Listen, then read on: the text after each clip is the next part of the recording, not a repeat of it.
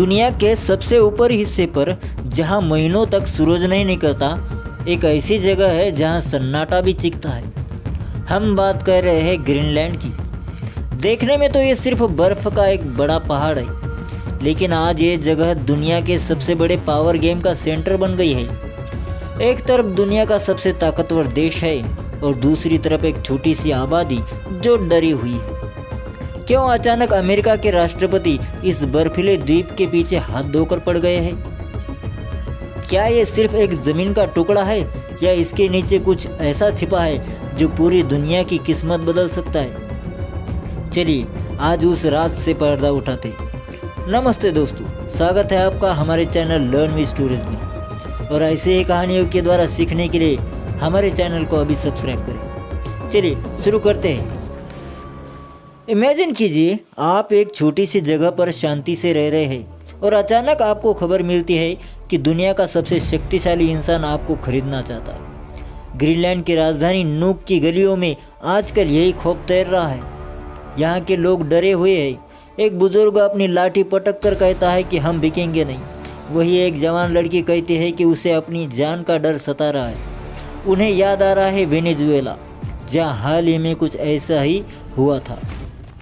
लोग अपनी रोज़मर्रा की ज़िंदगी तो जी रहे हैं, लेकिन सबकी नज़रें आसमान पर टिकी है कि कब वहाँ से कोई बड़ा फैसला आ जाए। अब सवाल ये है कि ट्रम्प को आखिर ग्रीनलैंड चाहिए क्यों?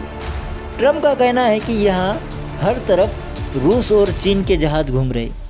वो कहते हैं कि ग्रीनलैंड अमेरिका की सुरक्षा के लिए ढाल है। उनका मानना है कि अगर अमेरिका ने इसे नहीं लिया तो रूस या चीन यहाँ आकर बैठ जाएंगे और फिर अमेरिका के लिए अपने घर को बचाना मुश्किल हो जाएगा।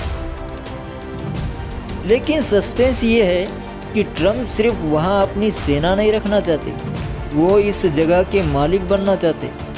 उनका कहना है कि किराए की जगह की रक्षा नहीं की जा सकती, मालिक होना ज़रूरी है। और इसके लिए वो आसान रास्ता भी जानते हैं और कठिन रास्ता भी। यही से कहानी में असली ट्विस्ट आता है। लेकिन कहानी सिर्फ सेना और मिसाइलों की नहीं है।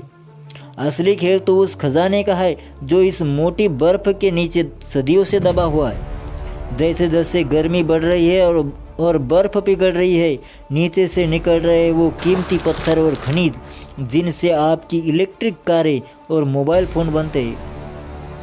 आज इन पर चीन का कब्जा है और अमेरिका चाहता है कि वो इस खजाने का इकलौता वारिस बन जाए।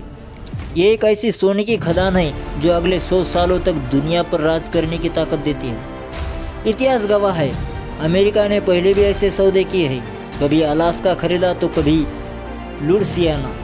लेकिन इस बार मामला अलग है। डेनमार्क, जिसके पास ग्रीनलैंड का हक है, वो गुस्से में है। उसने साफ कह दिया है कि अगर कोई सैन्य कार्रवाई हुई तो ये नाटो जैसे बड़े संगठनों का अंत होगा। अगले हफ्ते वाशिंगटन में एक बड़ी मीटिंग होने वाली है। क्या वहाँ कोई समझौता होगा या फिर ये बर्फीला द्वीप किसी बड़े युद्ध का मैदान बनेगा? कोई नहीं जानता।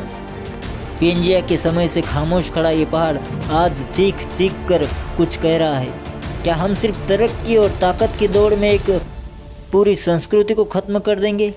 ग्रीनलैंड की ये कहानी अभी ख़त्म नहीं हुई है, ये तो बस शुरुआत है। आपको क्या लगता है, क्या अमेरिका की ये जिद सही है? अपनी बात नीचे कमेंट में ज़रूर बताइएगा।